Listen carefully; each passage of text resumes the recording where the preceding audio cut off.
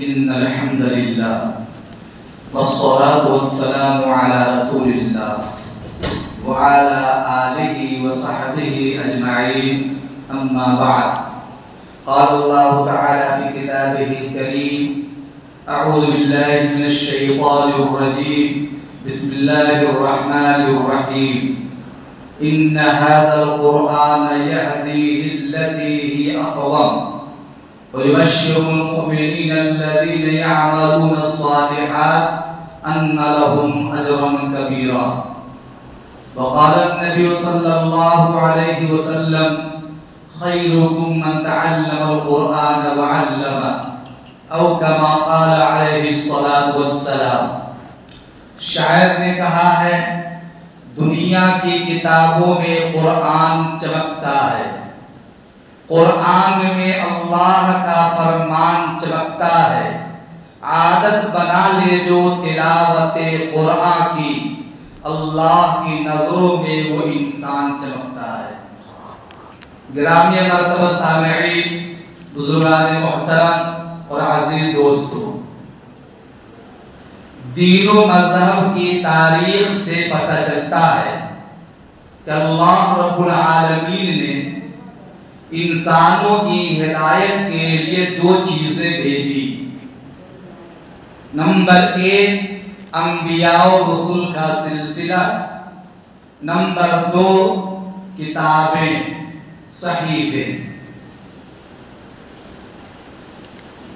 اللہ رب العالمین نے 1,24,000 انبیاء و رسول کو مبعوث فرمایا۔ آدم علیہ السلام سے سلسلہ شروع ہوا اور محمد عربی صلی اللہ علیہ وسلم پر نبوت و رسالت کا سلسلہ مکمل ہوا۔ اللہ تعالیٰ نے آدم علیہ السلام کو بھیجا اور انہیں صحیفے دیے، ابراہیم علیہ السلام کو بھیجا، انہیں بھی صحیفے دیے، حضرت داؤد علیہ السلام کو بھیجا، انہیں زبور عطا فرمایا، موسیٰ علیہ السلام کو بھیجا، انہیں تورات دی گئی، اور عیسیٰ علیہ السلام کو بھیجا، انہیں انجیل دی گئی۔ جناب محمد رسول اللہ صلی اللہ علیہ وسلم کو جب مبعوث فرمایا تو اللہ رب العزت نے انہیں قرآن کریم عطا فرمایا۔ قرآن کریم وہ مقدس ترین کتاب ہے جو تمام کتابوں کی سرکار ہے۔ جس طرح نبی اکرم صلی اللہ علیہ وسلم کو تمام نبیوں میں افضل، تمام نبیوں میں ممتاز، تمام رسولوں کا سردار بنایا، اسی طرح اللہ رب العزت نے قرآن کریم کو تمام آسمانی کتابوں میں سردار، افضل اور ممتاز بنایا۔ ایسی کتاب جس میں کوئی شبہ نہیں ہے، جہاں یہ کتاب متقیوں کے لیے ہدایت کا ذریعہ ہے، وہی اللہ تعالیٰ نے پوری انسانیت کے لیے اس کو رہبر و رہنما اور ہادی بنایا ہے۔ الف لام میم ذالک الکتاب لا ریب فیہ ھدی للمتقین، قرآن کہتا ہے۔ قرآن کریم کے 15ویں پارے میں سورہ بنی اسرائیل کے پہلے رکوع میں آیت نمبر 10 میں اللہ تعالیٰ نے ارشاد فرمایا ان ھذا القرآن یہدی للتی ہی اقوم، یہ قرآن سب سے سیدھے راستے کی طرف رہنمائی کرتا ہے، راہ یابی کرتا ہے۔ وَيُبَشِّرُ الْمُؤْمِنِينَ الَّذِينَ يَعْمَلُونَ الصَّالِحَاتِ، اور یہ قرآن اہل ایمان کو بہت بڑی خوشخبری سناتا ہے، بہت بڑی خوشخبری سناتا ہے۔ أَنَّ لَهُمْ أَجْرًا كَبِيرًا، اہل ایمان کے لیے اللہ تعالیٰ نے بہت بڑا اجر و ثواب مقرر کر رکھا ہے۔ یہ قرآن جو اللہ تعالیٰ کا کلام ہے، اس کو کلام اللہ کہا جاتا ہے، اور جو آسمانی کتابیں اور صحیفے ہیں انہیں کتاب اللہ کہا جاتا ہے۔ اس لیے کہ موسیٰ علیہ السلام کو جو تورات دی گئی یہ کسی کے ذریعے پڑھ کر کے سنایا نہیں گیا، تختیوں پر تورات لکھ کر کے دی گئی تھی۔ عیسیٰ علیہ السلام کو انجیل بھی دی گئی، ان کے دل پر القاء کیا گیا۔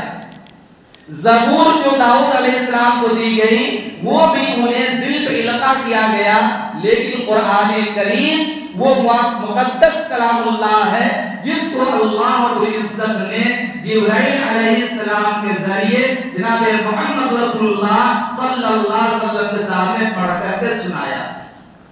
اسی لیے اس کو کلام اللہ کہا جاتا ہے اور آسمانی کتابوں کو کتاب اللہ کہا جاتا ہے، دونوں میں بہت فرق ہے۔ نبی اکرم صلی اللہ علیہ وسلم نے قرآن کریم کو جو کلام اللہ کہا، اس کی بنیادی وجہ یہ ہے کہ یہ باعث برکت کتاب ہے، یعنی اس کتاب کے ذریعے انسان کو برکت حاصل کرنے کو کہا گیا۔ جناب محمد رسول اللہ صلی اللہ علیہ وسلم نے ارشاد فرمایا تبرک بالقرآن فإنہ کلام اللہ، قرآن کریم سے برکت حاصل کرو اس لیے کہ یہ اللہ تعالیٰ کا کلام ہے۔ اسی طریقہ سے اس دنیا کے اندر اگر یہ ڈھونڈنا ہو کہ اللہ کا ولی کون ہے، اللہ کا دوست کون ہے، اللہ کا برگزیدہ بندہ کون ہے، تو آسان طریقہ جناب محمد رسول اللہ صلی اللہ علیہ وسلم نے ارشاد فرمایا ہم اہل القرآن اہل اللہ، قرآن کریم کو اپنانے والے، قرآن کریم کو یاد کرنے والے، قرآن کریم کو سینے میں بسانے والے، قرآن کریم کو دیکھ کر پڑھنے والے، یہ سب کے سب اللہ تعالیٰ کے دوست ہیں۔ اہل القرآن ہم اہل اللہ، یہ اللہ کے نبی صلی اللہ علیہ وسلم نے ارشاد فرمایا۔ اور یہ بھی بتاتا چلوں کہ چونکہ دنیا میں آسمان پر جو بھی کتابیں نازل ہوئی ہیں، اس کتاب میں جتنی کتابیں ہیں ان کتابوں کو آج کی دنیا میں محفوظ حالت میں کوئی نہیں پا سکتا۔ تمام کتابوں میں تغیر، تبدل، ترمیم، تحریف، لیکن قرآن کریم ایک عظیم ترین کتاب ہے جس کو اللہ تعالیٰ نے نازل کیا تو اللہ تعالیٰ نے اس کی حفاظت کی ذمہ داری بھی دی اور اللہ تعالیٰ ہی اس کی حفاظت کرنے والے ہیں۔ قرآن کریم کے 14ویں پارے میں سورہ ہجر کے پہلے رکوع میں آیت نمبر 9 میں اللہ تعالیٰ نے ارشاد فرمایا اِنَّا نَحْنُ نَزَّلْنَا الذِّكْرَ وَإِنَّا لَهُ لَحَافِظُونَ، کہ ہم نے ہی قرآن کریم کو اتارا اور ہم ہی قرآن کریم کی حفاظت کرنے والے ہیں۔ اور یاد کر لیجئے اس کی حفاظت اللہ تعالیٰ ننھے منھے بچوں کے ذریعے کرواتا ہے، امت کے نونہالوں کے ذریعے کراتا ہے۔ قرآن کریم دیکھنے میں چھوٹا سا نسخہ ہے، چھوٹی سی کتاب ہے، چھوٹی کتاب سائز کے اعتبار سے ہے، لیکن بہت زیادہ وزنی ہے، اتنا وزنی ہے کہ اللہ تعالیٰ نے قرآن کریم کو اتارنا چاہا، پہاڑ کو پیش کیا، انکار کر دیا، آسمان کو پیش کیا، انکار کر دیا، زمین کو پیش کیا، انکار کر دیا، لرز گیا، لیکن حضرت انسان کا دل اتنا مضبوط ہے کہ اس نے قرآن کریم جیسی مقدس کتاب کو اپنایا اور اللہ کا مقرب بندہ بن گیا۔ قرآن کریم کے 28ویں پارے میں سورہ حشر کے 30ویں رکوع میں آیت نمبر 21 میں اللہ تعالی نے ارشاد فرمایا لو انزلنا هذا القرآن على جبل لرأيته خاشعا متصدعا من خشية الله۔ قرآن کہہ رہا ہے کہ اگر ہم اس قرآن کریم کو پہاڑوں کو اتارتے تو تم دیکھتے کہ مارے خوف کے ریزہ ریزہ ہو جاتا، پھٹ جاتا، برداشت نہیں کر پاتا، لیکن اللہ تعالیٰ نے جناب محمد رسول اللہ صلی اللہ علیہ وسلم علیہ وسلم کو اتارا اور اس قرآن کریم کو قیامت تک کے لیے زندہ اور جاوید بنا دیا۔ ہمارا یقین ہے جس طریقہ سے اللہ رب العالمین ہے، محمد رسول اللہ ہے، رحمت للعالمین ہے، ایسے ہی قرآن کریم قیامت تک کے لیے ہدی للعالمین ہے، باقی رہنے والی کتاب ہے۔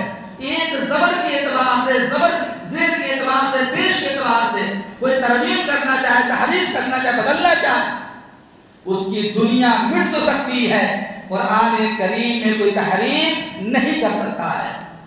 قرآن کریم کے 24ویں پارے میں سورہ حامیم سجدہ کے 5ویں رکوع میں آیت نمبر 42 میں اللہ تعالی نے ارشاد فرمایا لا یأتیہ الباطل من بین یدیہ ولا من خلفہ تنزیل من حکیم حمید۔ یہ قرآن کریم مقدس کتاب ہے کہ جس میں اگر کوئی تبدیلی لانا چاہے، تحریف کرنا چاہے، دائیں سے بائیں سے اوپر سے نیچے سے زبر سے زیر سے پیش سے الفاظ میں تغیر کر کے لانا چاہے، لا یأتیہ الباطل من بین یدیہ ولا من خلفہ تنزیل من حکیم حمید۔ یہ تو رب ذوالجلال کا اتارا ہوا کلام ہے، مقدس کتاب ہے جس کی حفاظت کی ذمہ داری خود رب نے لی ہے، کوئی ترمیم نہیں کر سکتا اس کتاب کے اندر۔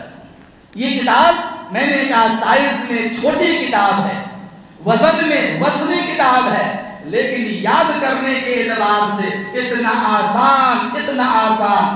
آج کی دنیا میں تورات کا حافظ کوئی نہیں ملے گا، انجیل کا حافظ نہیں ملے گا، رامائن کا حافظ نہیں ملے گا، مہابھارت کا حافظ نہیں ملے گا، گرنتھ کو پڑھنے والا یاد کرنے والا نہیں ملے گا، لیکن قرآن کریم وہ معجز کتاب ہے، اللہ تعالیٰ کی وہ پیاری الوداعی کتاب ہے جس کو یاد کرنے والے ننھے منھے بچے بچیاں ہزاروں کی تعداد ایک ایک گاؤں کے اندر ملیں گے، کیونکہ اللہ تعالیٰ نے اس کے یاد کرنے کو آسان کر دیا۔ خود رب نے فرمایا وَلَقَدْ يَسَّرْنَا الْقُرْآنَ لِلذِّكْرِ فَهَلْ مِن مُدَّكِرٍ۔ ہم نے قرآن کریم کو آسان کر دیا کرنے والوں کے لیے، ہے کوئی یاد کرنے والا؟ میرے عزیز دوستو، یہ قرآن کریم جس کے متعلق یہ میرا آج بیان ہو رہا ہے، آج ابھی بیان کے بعد خطبہ سے پہلے ایک حافظ قرآن کا اعزاز کیا جائے گا، اس کے سر پہ آپ لوگوں کی طرف سے اعزازی رومال ڈالا جائے گا، پھولوں کا ہار ڈالا جائے گا، امام صاحب کا صاحبزادہ۔ یہ حافظ قرآن کا کیا مرتبہ ہے؟ جب انسان قرآن کریم کو آنکھوں سے دیکھتا ہے، اللہ تعالیٰ ایسی آنکھوں پہ جہنم کو حرام کر دیتا ہے۔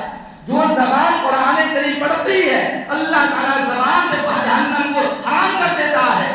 جس دل میں قرآن کریم آتا ہے اس دل بھی اللہ تعالیٰ جہنم کو حرام کر دیتا ہے۔ جو ہاتھ قرآن کریم کو چھوتا ہے اس ہاتھ پہ اللہ جہنم کو حرام کر دیتا ہے۔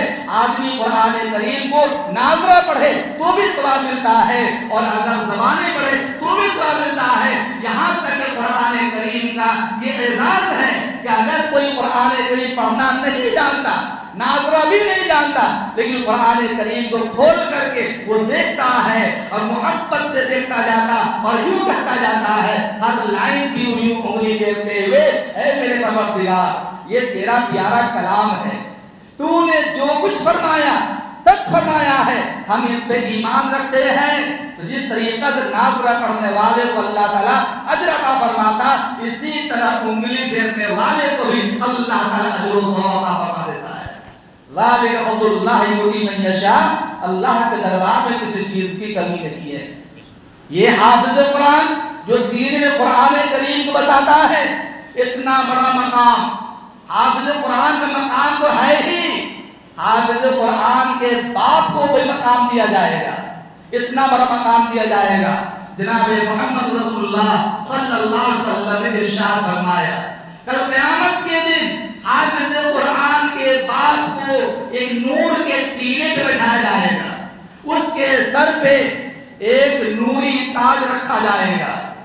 دنیا میں جب کوئی بادشاہ بنتا ہے، جب کوئی بادشاہ بنتا ہے تو اس کی تاج پوشی کی جاتی ہے، گاؤں والے آتے ہیں، ضلع والے آتے ہیں، اسٹیٹ کے لوگ جمع ہوتے ہیں، مختلف سیاسی پارٹیاں جمع ہوتی ہیں، تنظیم کے لوگ جمع ہوتے ہیں، اگر پردھان منتری کی تاج پوشی ہوتی ہے تو باہر کے ملکوں کے مہمان بھی آتے ہیں، بس اتنا ہی ہوتا ہے۔ لیکن کل قیامت کے دن حافظ قرآن کے والد مکرم کو میدان حشر میں جب تاج پوشی کی جائے گی تو ایسا تاج رکھا جائے گا جو نوری تاج ہوگا، نور کے ٹیلے پہ بیٹھا ہوگا، ایک آدمی نہیں، دو آدمی نہیں، اولین و آخرین، آدم علیہ السلام سے لے کر قیامت تک آنے والے جتنے انسان ہوں گے، سارے انسانوں کے سامنے حافظ قرآن کے والد مکرم کے سر پر نوری تاج رکھا جائے گا۔ نبی انبیاء سوچیں گے کون آدمی ہے جس کے تاج میں اتنی روشنی ہے، سورج کی روشنی پھیکی پڑ رہی ہے، ہر جانب روشنی پھیل رہی ہے، کون آدمی ہے؟ ولی کہے گا کون ہے، قطب کہے گا کون ہے، صدیقین کہیں گے کون ہے، شہداء کہیں گے کون ہے۔ آواز دی جائے گی رب ذوالجلال کی طرف سے، تو میرے پیارو یہ نور کے ٹیلے پہ جو بیٹھا ہوا ہے یہ نہ کوئی نبی ہے، نہ کوئی ولی ہے، نہ کوئی صحابی ہے، نہ کوئی قطب ہے، بلکہ میرے قرآن کے حافظ کے والد گرامی ہے، جن کے سر پر اعزازی طور پر تاج پوشی کی گئی ہے اور نوری تاج سر پہ رکھا گیا ہے۔ یہ حافظ قرآن کا باپ ہے، یہ حافظ قرآن جس کا اتنا بڑا مقام ہے کہ سینے میں قرآن آ گیا، اللہ تعالیٰ نے قرآن کی طرح دنیا کے اعتبار سے، آخرت کے اعتبار سے اس کی حفاظت کی ذمہ داری لے لی ہے، اس کی ذمہ داری لے لی ہے، اور اتنا بڑا مقام کہ کل قیامت کے دن اس حافظ قرآن کو کہا جائے گا اپنے خاندان کے ایسے 10 آدمیوں کو، ایسے 10 آدمیوں کے بارے میں سفارش کرو جن کا جہنمی ہونا طے ہو گیا ہوگا۔ اختیار دیا جائے گا خاندان کے 10 آدمیوں کو جہنم سے نکال کر اپنے ساتھ جنت میں لے جاؤ۔ کتنا بڑا مقام! اسی پر بس نہیں بلکہ کہا جائے گا اے حافظ قرآن جنت تیری انتظار کر رہی ہے، تجھے کہا جا رہا ہے اقرا ورتقی، پڑھتا جا، چڑھتا جا، پڑھتا جا، چڑھتا جا، تیری آخری منزل اسی جگہ پہ ہوگی جہاں تیری آخری آیت پوری ہوگی، آیت پوری ہوگی۔ یہ معلوم ہے قرآن کریم میں 6666 آیتیں ہیں، اور وہ حافظ قرآن پڑھنے میں اسی پر رکتا نہیں ہے۔ آپ دیکھتے ہیں جب حافظ قرآن مکمل کرتا ہے اس موقع پر سورہ ناس پڑھنے کے بعد سورہ فاتحہ بھی پڑھ لیتا ہے، سورہ فاتحہ کے بعد رکتا نہیں ہے، ڈائریکٹ شروع کر دیتا ہے الف لام میم ذالک الکتاب لا ریب فیہ، یہاں تک کہ اولئک هم المفلحون تک پڑھ لیتا ہے اور سلسلہ جاری رکھتا ہے۔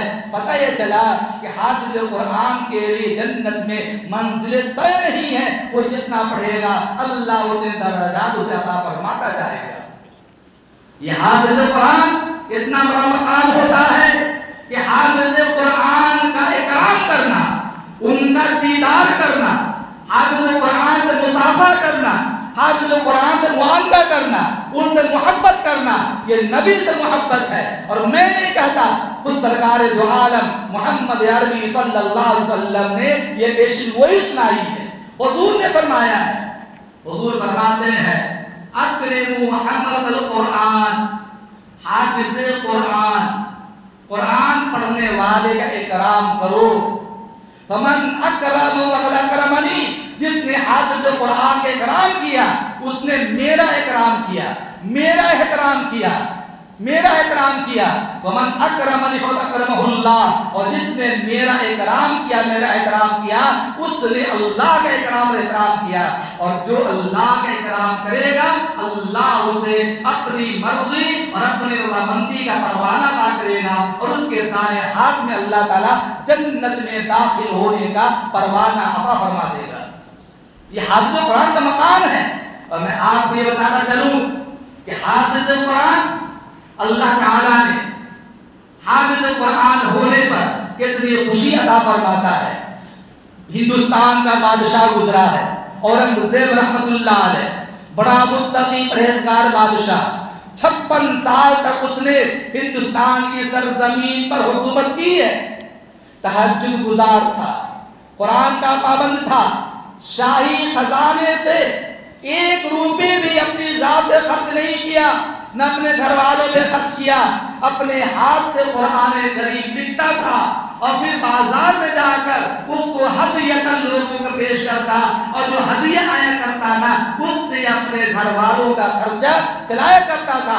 آج کی تاریخ میں بھی ان کے ہاتھوں کا لکھا ہوا قرآن دارالعلوم دیوبند کے کتب خانے میں موجود ہے۔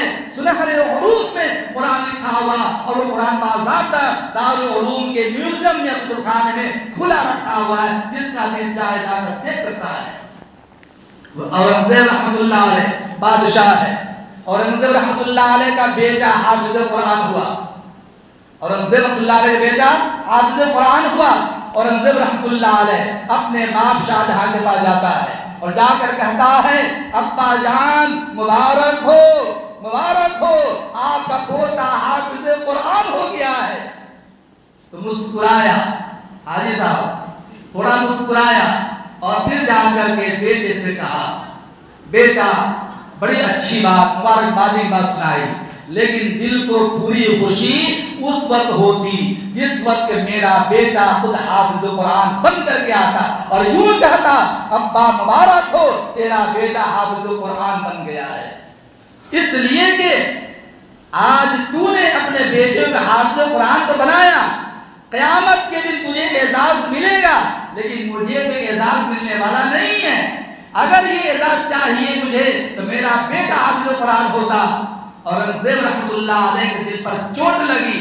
شاہی خزانے کا مالک، ہندوستان کا بادشاہ گھر آتا ہے، سوچتا ہے اور ایک قول کے اعتبار سے 15 دن میں، دوسرے قول کے اعتبار سے 1 مہینے میں قرآن کریم کو یاد کرتا ہے، رات و دن ایک ایک کر کے پورے قرآن کریم کو یاد کر کے حافظ قرآن بنتا ہے اور پھر اپنے باپ شاہ جہاں کی خدمت میں پہنچتا ہے اور کہتا ابا جان مبارک ہو آپ کو، آپ کا بیٹا حافظ قرآن بن گیا ہے۔ پھر تو اورنگزیب کو اس کا باپ اپنے سینے سے لگاتا ہے اور کہتا ہے بیٹا تو نے میرے لیے جنت کا انتظام کر دیا۔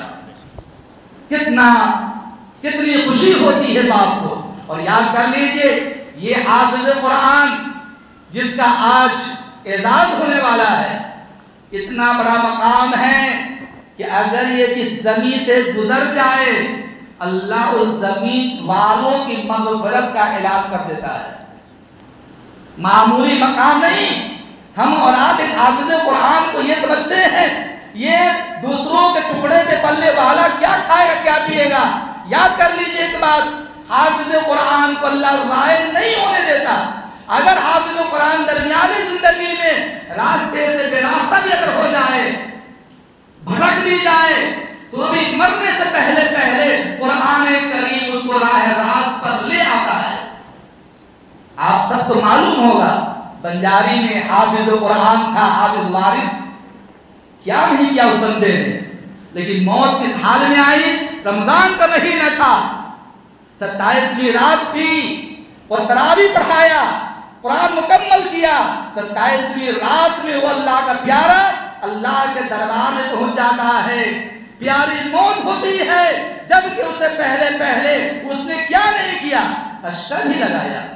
کچھ کہتے ہیں کہ شراب بھی پیا، کچھ کہتے ہیں کہ اس نے الگ لوگوں کو ستایا، لیکن قرآن کریم نے مرنے سے پہلے ضائع نہیں ہونے دیا، کیونکہ جس کے سینے میں قرآن آتا ہے اللہ مرنے سے پہلے اسے ہدایت دے دیتا ہے اور ایسی موت دیتا ہے جو موت قابل رشک ہو جاتی ہے، قابل رشک بن جاتی ہے۔ میں یہ کہا کہ قرآن کریم پڑھنے والا جس زمین سے گزر جائے اللہ تعالیٰ اس زمین والوں کی مغفرت کا فیصلہ کر دیتا ہے۔ باقی لکھا ہے کتابوں میں ایک مرتبہ ایک شخص کا انتقال ہوا، اللہ تعالیٰ بہانہ ڈھونڈتا ہے کسی کی مغفرت کے لیے، رحمت حق بہانہ بھی جو یک، اللہ تعالیٰ مغفرت کا بہانہ ڈھونڈتا ہے۔ ایک شخص کا انتقال ہوتا ہے، جب انتقال ہوا اللہ کے دربار میں پیشی ہوئی، اللہ تعالیٰ نے پوچھا یہ تو بتاؤ تیرے پاس اعمال ہیں؟ وہ بندہ کہتا ہے میرے پروردگار میرے پاس کوئی عمل نہیں ہے، میں نے کوئی عمل نہیں کیا۔ رب نے پوچھا کیا نماز پڑھی؟ کہا نہیں، کوئی نماز نہیں۔ روزہ تیرے پاس؟ کوئی روزہ نہیں۔ زکوٰۃ؟ میں غریب کا کہاں سے زکات دیتا، حج میں ہر غریب کا حج کہاں سے کرتا، کوئی نیک کام دے دیتا۔ اس نے کہا میرے پروردگار میں ایسی بستی میں تھا جہاں پر کوئی نیکی بتانے والا تھا ہی نہیں، میں نیک عمل کرتا کیسے؟ کہا یہ بتاؤ تیری اولاد میں کوئی حافظ ہے؟ کہا میری اولاد میں کوئی حافظ نہیں ہے۔ تیرے خاندان میں کوئی حافظ ہے؟ کہا میرے خاندان میں کوئی حافظ نہیں ہے۔ تیرے گاؤں میں کوئی حافظ ہے؟ کہا میرے گاؤں میں جہالت کا اڈا ہے، سارے جاہل ہیں، کوئی پڑھا لکھا نہیں ہے، کوئی حافظ قرآن نہیں ہے۔ اس نے اللہ نے فرمایا یہ بتاؤ کیا تو نے کبھی حافظ کو دیکھا؟ زور کو دماغ پر، زور کو دماغ پر، حافظ کو دیکھا؟ کیا کوئی حافظ تیرے گاؤں سے گزر کر گیا؟ اس نے دماغ پہ زور دیا، کہا ہاں پروردگار ایک واقعہ یاد آ رہا ہے، چند سال پہلے رمضان کا چاند نکلا، لوگوں نے تراویح کا انتظام کیا، میرے گاؤں کے بغل میں لوگ تراویح پڑھنے کے انتظام میں لگے تھے، میں نے دیکھا میرے گاؤں کے دوسرے بغل سے ایک حافظ قرآن پڑھنے والا وہ میرے گاؤں سے گزر کر جا رہا تھا، میرے دروازے سے گزر کر گیا، میں نے اس حافظ قرآن کو دیکھا، محبت بری نگاہ سے دیکھا۔ رب نے فرمایا میرے بندے تیرے پاس گرچہ کوئی نیک عمل نہیں، گرچہ تو حافظ نہیں، گرچہ تیرا بیٹا حافظ نہیں، گرچہ تیرے خاندان میں کوئی حافظ نہیں، گرچہ تیرے گاؤں میں کوئی حافظ نہیں، لیکن دوسرے حافظ کے تیرے دروازے پر گزرنے کی برکت سے میں تیری زندگی کے سارے گناہوں کو معاف کرتا ہوں۔ یہ ہے رب کا فیصلہ، یہ ہے رب کا فیصلہ، رب کی عنایت۔ اللہ تعالیٰ کس کو اللہ فرما دے۔ آج اس مسجد کے امام صاحب کا بچہ حافظ قرآن بنا، قرآن کا حافظ بنا، آج اس بچے کا استاد بھی موجود ہے۔ بخاری شریف کی روایت ہے، بخاری شریف جلد نمبر 1 صفحہ نمبر 39 حدیث نمبر 19 پر عثمان بن عفان رضی اللہ تعالیٰ کی روایت ہے، نبی کریم صلی اللہ علیہ وسلم نے ارشاد فرمایا خیرکم من تعلم القرآن وعلمہ، تم میں سب سے بہتر وہ ہے جو قرآن سیکھے اور دوسروں کو سکھائے۔ دنیا میں جتنی تعلیمات ہیں، تمام تعلیمات کے مقابلے میں، تمام فنون کے مقابلے میں جس طریقہ سے تمام کتابوں میں افضل قرآن کریم ہے، تمام تعلیمات کے اندر سب سے افضل قرآن کریم کی تعلیم ہے، اور دنیا میں جس طریقہ سے قرآن کریم کی تعلیم افضل ہے، اسی طریقہ سے قرآن کریم کے پڑھنے والے اور پڑھانے والے دنیا کے تمام لوگوں کے مقابلے میں سب سے بہتر ہے، کیونکہ قرآن کی نسبت اللہ سے ہے، رسول اللہ سے ہے۔ قرآن پڑھنے والا اللہ کے رسول کا مہمان ہوتا ہے، نسبت محمد رسول اللہ سے ہے، اور قرآن پڑھانے والا نائب رسول کہلاتا ہے، نائب رسول کہلاتا ہے، نسبت محمد رسول اللہ سے ہے، اور نسبت اتنی بڑی چیز ہے، اتنی بڑی چیز ہے کہ اگر کوئی قرآن ناظرہ پڑھتا ہے تو کہتے ہیں یہ ناظرہ خاں ہے، قرآن کو سینے بسا لیتا ہے تو کہا جاتا ہے حافظ قرآن ہے، کوئی ترجمہ کرتا ہے تو کہا جاتا ہے مترجم قرآن ہے، کوئی قرآن کی تشریح کرتا ہے تو کہا جاتا ہے مفسر قرآن ہے۔ اللہ اتنا بڑا اعزاز عطا فرماتا ہے، تو الحمدللہ قرآن کی برکت یہ ہے کہ جب قرآن کسی کے سینے میں بس جاتا ہے، حفظ یاد کر لیا جاتا ہے، تو اللہ تعالیٰ اسے اپنے مقرب بندوں میں شامل فرما لیتا ہے۔ آج ہمیں یہ موقع ملا، پیتھم پور والوں کو یہ موقع ملا ہے کہ آج حافظ قرآن کا ایک نمونہ جو تاج پوشی کی شکل میں ہے، کمیٹی والے جو یہاں امام صاحب کے صاحبزادے کی تعظیم کرنا چاہتے ہیں، قرآن کو فروغ دینا چاہتے ہیں، یہاں پر ریا مقصود نہیں، آپ لوگوں کے احساس دلانا چاہتے ہیں کہ آج جب امام مسجد میں رہ کر اپنے بچوں کا حافظ قرآن بنا سکتا ہے تو اللہ نے آپ کو مال سے نوازا ہے، دولتوں سے نوازا ہے، سرمایہ دار بنایا ہے، آپ کو آل و اولاد فرمایا ہے، آپ اپنے آل و اولاد کو بھی حافظ قرآن بنائیے اور جنتی ہونے کا حقدار بن جائیے، اللہ کا محبوب بندہ بن جائیے، اللہ یہ توفیق عطا فرمائے گا۔ یا الہی تو ہمیں حامل قرآن کر دے، پھر نئے سرے سے مسلمان کو مسلمان کر دے، وہ پیغمبر جسے سرتاج رسول کہتے ہیں اس کی امت کو ذرا تابع قرآن کر دے۔ وما توفیق الا باللہ۔